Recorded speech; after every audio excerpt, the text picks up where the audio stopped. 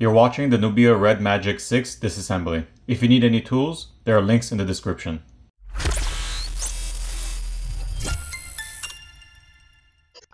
We're going to start off by removing the sim tray.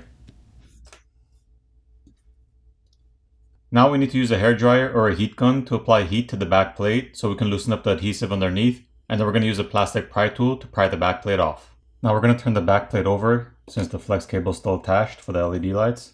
And considering the fact this is the first time I'm opening this phone, there seems to be a lot of fingerprints over here on this copper film. So I'm not sure if they're wearing gloves at the factory when they're assembling the phone or not, but it's pretty awkward. We need to peel off this film over here, covering the connector. Now we're going to lift up the lock. And then we're going to pull out the cable. Here's a better look at your glass backplate. So this flex cable over here is for the LED lights, which are here, here, and here. And you have this flex cable over here, which is for the LED flash right there. You also have your aluminum heatsink over here. And you have some thermal paste on top over here and here, which basically transfers the heat from the components onto the heatsink, and the fan blows the heat out. There's also this rubber layer over here, which seems to be providing support for the backplate so it doesn't crack in the middle when you press on it or there's any pressure applied against it. At this point, there are 25 Phillips screws which need to be removed. Now once the screws are removed, we can go ahead and remove the plastic covers. I guess that one wanted to come out on its own.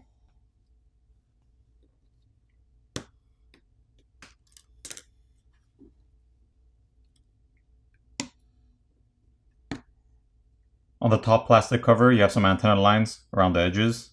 There's also some foam padding over here. Next, let's go ahead and peel off this copper tape over here, as well as the graphite film underneath it. Now once we got this peeled back, there's another Phillips screw underneath which needs to be removed. Now we're going to lift up this metal cover, and then we're going to disconnect the battery cables.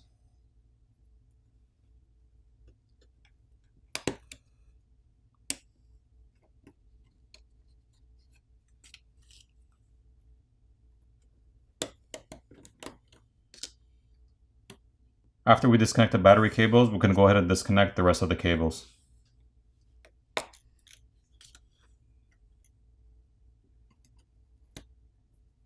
Let's remove the bottom cover. You also have some antenna lines on the bottom cover. At this point, we can peel off the copper film. So it's a mix of graphite film and copper.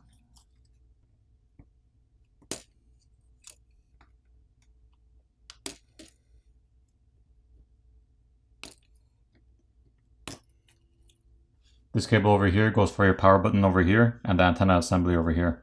You also have this one over here, which goes for your keys on the side over here, as well as this antenna assembly. There are 3 wire cables we need to disconnect.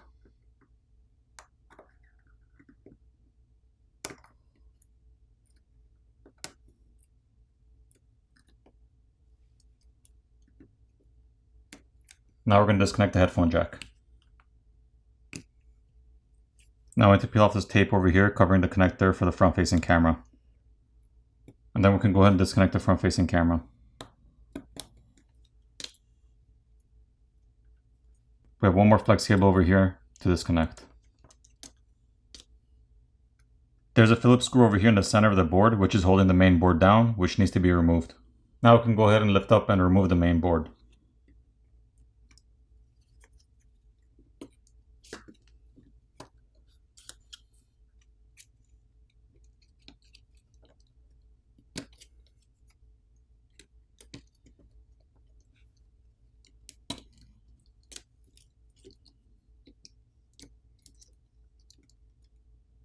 On the back of the main board, there are 2 wire cables, one here and one here, which need to be disconnected.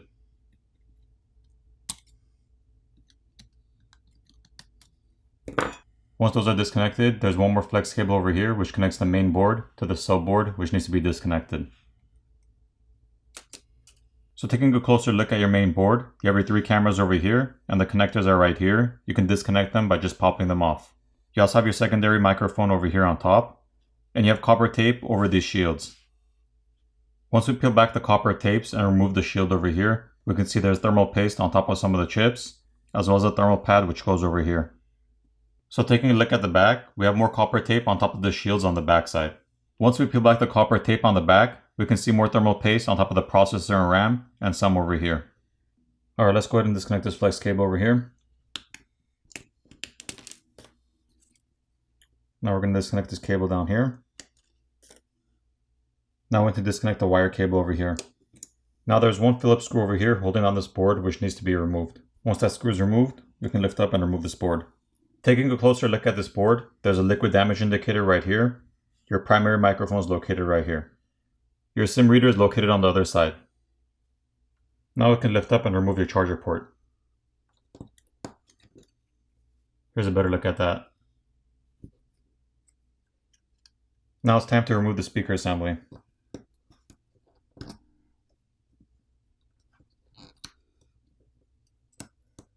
And here's a better look at your speaker assembly.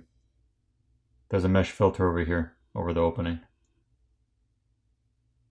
Now as far as the battery goes, there are no pull tabs to help you pry the battery off. So you are going to need to use isopropyl alcohol and get some around the edges of the battery so they seep in underneath the battery to eat away at the adhesive, so it'll make it easier to pry the battery off. You're generally going to want to wait about 30 seconds to a minute for the adhesive to start loosening up.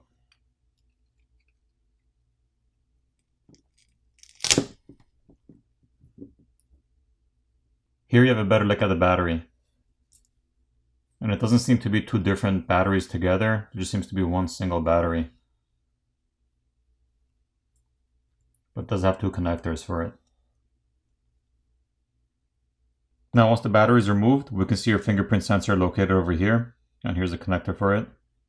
You have your linear vibrator motor located over here. You have your antennas on the side over here.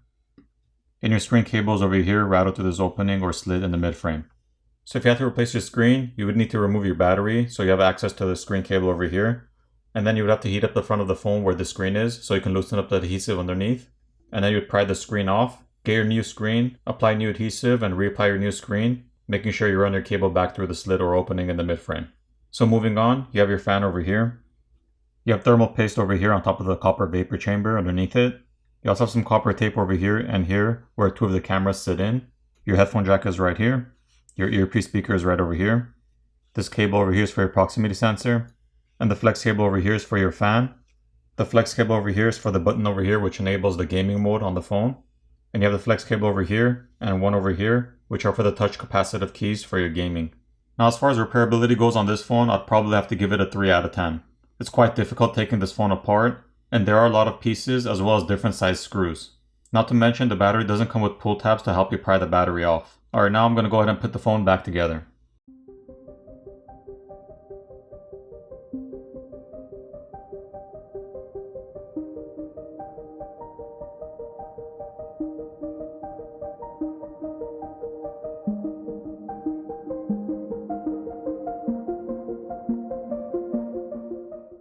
Once you have all your screws back in place and everything connected, apply new adhesive and reapply your backplate.